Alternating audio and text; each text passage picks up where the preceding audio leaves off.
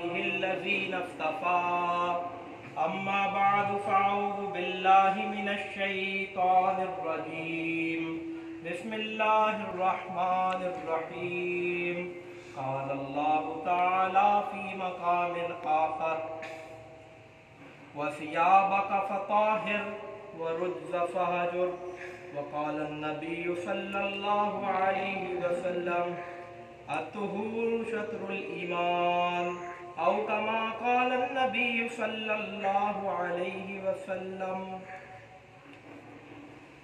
मोहतरम दोस्तों और बुजुर्गों, अल्लाह रब्बुल इज़्ज़त ने हम सब पर एक एहसान फरमाया है कि अपने ज़िक्र की मजलिस में, अपनी याद की मजलिस में और अपने दोस्तों की मजलिस में, यानी अहलुल्लाह जो अल्लाह के दोस्त होते हैं, हमें आने की तौफीक अता फरमाई है।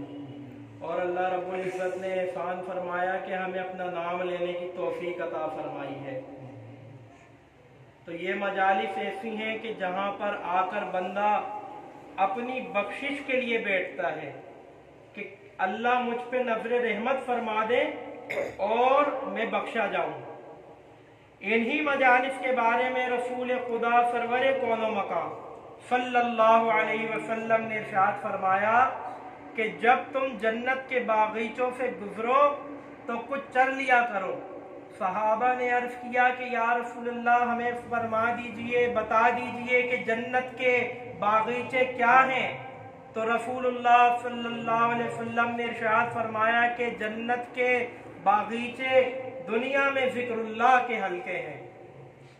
एक हदीस पाक में आता है कि जब चंद लोग जमा होकर बैठते हैं और वो अल्लाह का जिक्र करते हैं तो आसमान से अल्लाह रब्बुल इज़्ज़त उनकी तरफ मोहब्बत की निगाह से देखते हैं और अल्लाह रब्बुल इज़्ज़त फरिश्तों को बुलाते हैं और उनसे पूछते हैं कि ये क्या करते हैं। हालांकि अल्लाह रब्बुल इज़्ज़त से कोई चीज छुपी नहीं है, लेकिन फिर भी फरिश्तों से पूछते हैं कि बताओ ये क्या कर रहे हैं। तो फरिश्ते बताते हैं कि ए अल्लाह, ये तेरी याद के लिए जमा हुए हैं, तेरी याद के लिए और तेरी रजा चाहते हैं। अल्लाह ने फरमाया कि अच्छा, मेरी रजा चाहते हैं। फरिश्ते कहते हैं जी या इलाही, आपकी रजा चाहते हैं। फरमाया अच्छा, ये बताओ किस चीज से पनाह चाहते हैं। फरमाया या इलाही, आपके कहर से और जहन्नम से पनाह चाहते हैं। फरमाया क्या तलब करते हैं? का अल्लाह आपकी रजा और जन्नत तलब करते हैं। अल्लाह फरमाते हैं कि फरिश्तों, तुम गवाह हो जाए कि यहाँ उठने से पहले मैं इनकी मांगे पूरी करता हूँ। सुभान अल्लाह।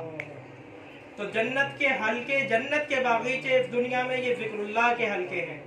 हमें तो कोशिश करनी चाहिए कि जहाँ हल्का जिक्र हो, अगर पुराने जमाने के लोग जो थे वो जिक्रुल्लाह का सुनते थे तो वो ऐसे पहुंचा करते थे, फौरन कोई उसमें ताखीर नहीं किया करते थे।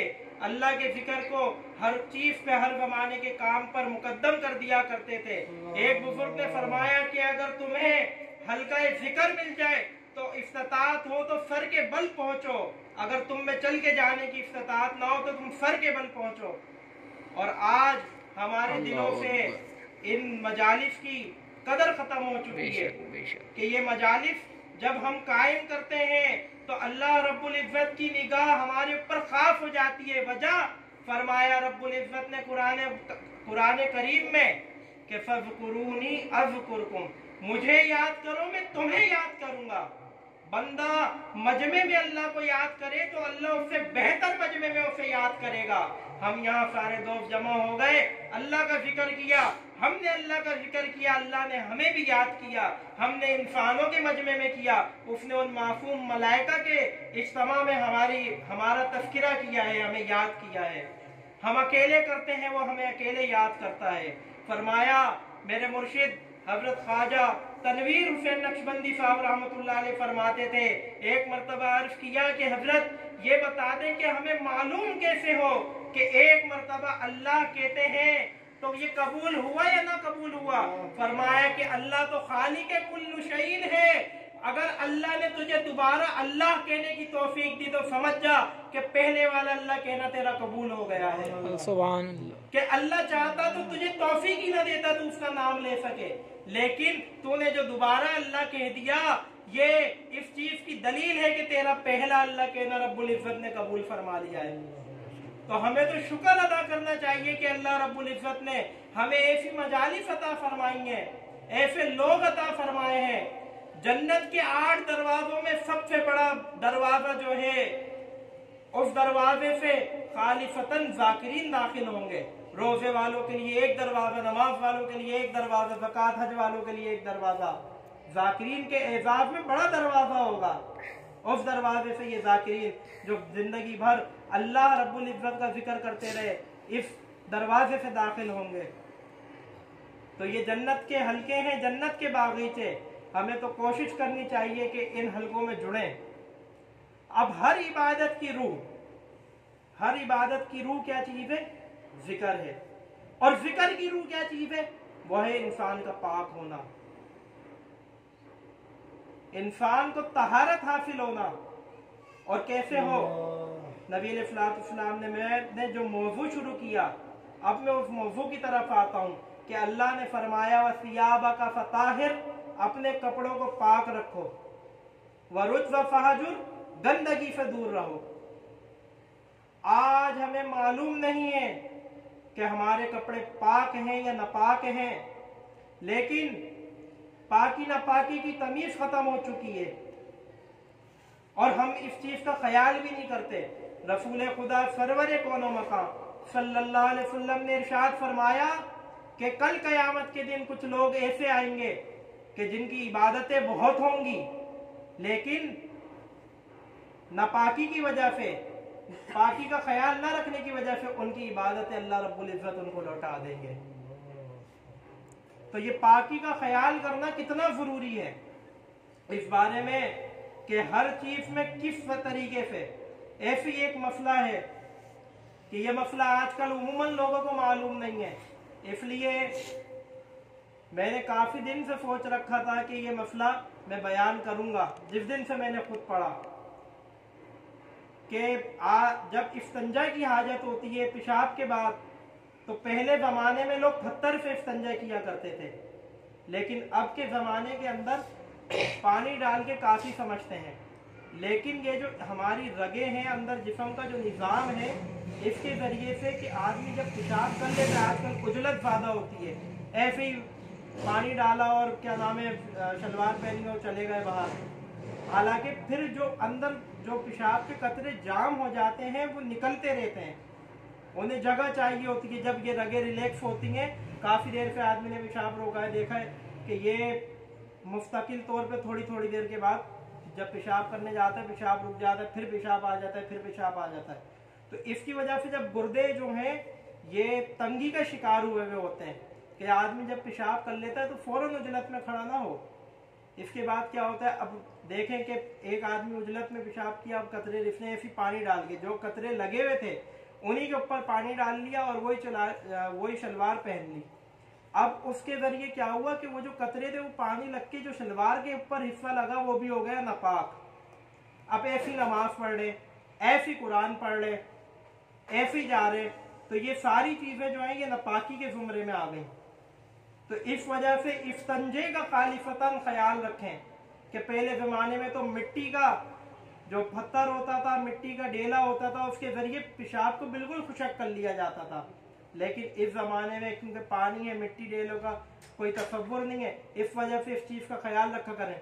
और खांसा करें, पेशाब जब कर रहे हो तो जानबूझ के खांसे, इससे क्या होता है रगे जो हैं ये रिलैक्स हो जाती हैं, इसके जरिए रगे रिलैक्स हो जाती हैं और जो पेशाब के कतरे रुके होते हैं वो बाहर आ जाते हैं।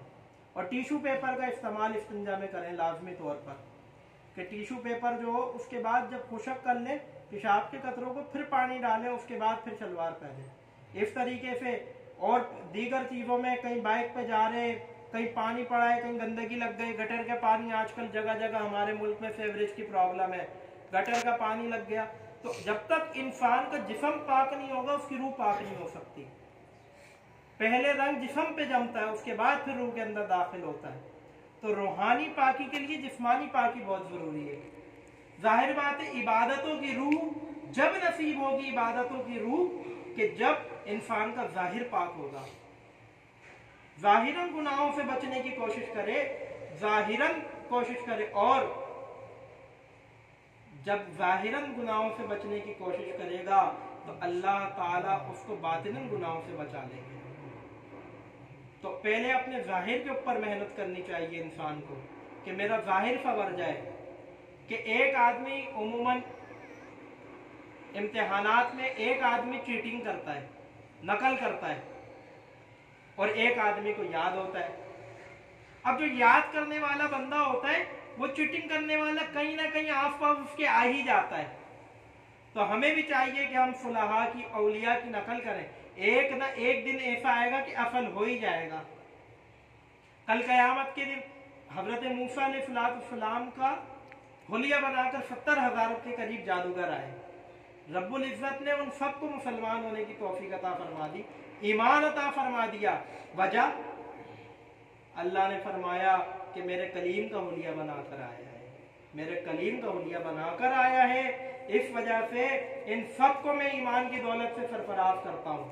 वो सारे हज़रत मूसा पर ईमान ले आए और वो कलीम का हुलिया बनाकर आए थे।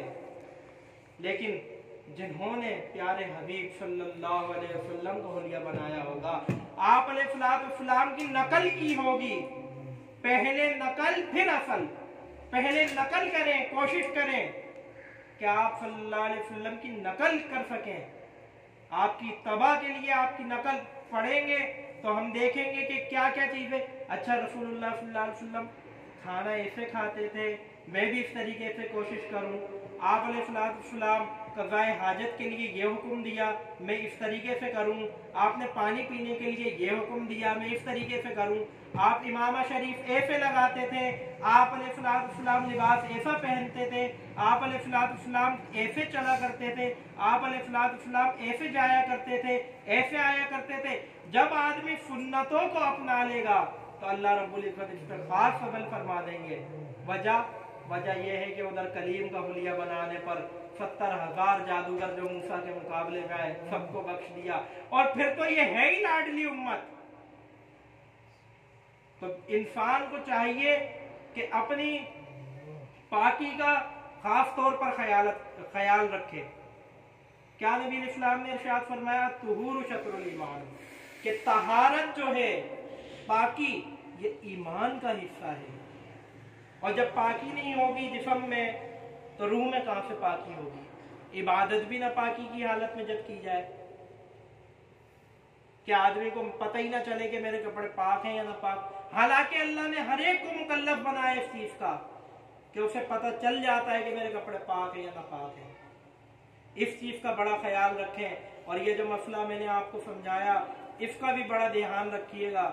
और जिक्रुल्लाह के हल्के से जुड़ते रहें और यहाँ आते रहें और भी साथियों को दावत देते रहें। क्या पता यही दावत देना, इन्हीं मजालिस में आना कल क़यामत के दिन हमारे लिए बहाना बन जाए, हमारी मग़फ़िरत का बहाना बन जाए और हमारे यही मिल बैठना अल्लाह कबूल फरमा ले और हमारे हाल पर फजल फरमा ले। अल्लाह ताला हम सबको अपनी रिज़ा और अपनी लिक़ा का शौक़ और अपनी तलब तड़प नसीब फरमाए। व आखिरु दअवाना अनिल हम्दुलिल्लाहि रब्बिल आलमीन। अब इंशाअल्लाह मुराक़बा होगा लाइटों को